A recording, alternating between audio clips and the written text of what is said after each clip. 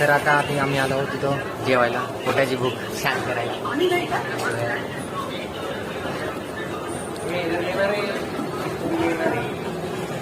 दोन गँगस्टर्स आणि one gambler.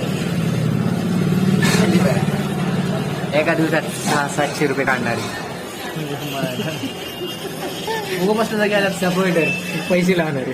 1000 रुपये सकत त्याच्यात माझे 500 गेले होते, 500 लावणार. बघा ऑनलाईन डिक्लेअर बी केले बघा.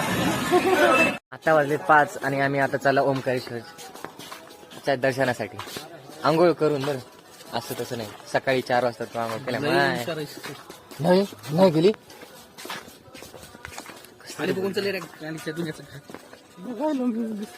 पूल आहे मस्त वाला.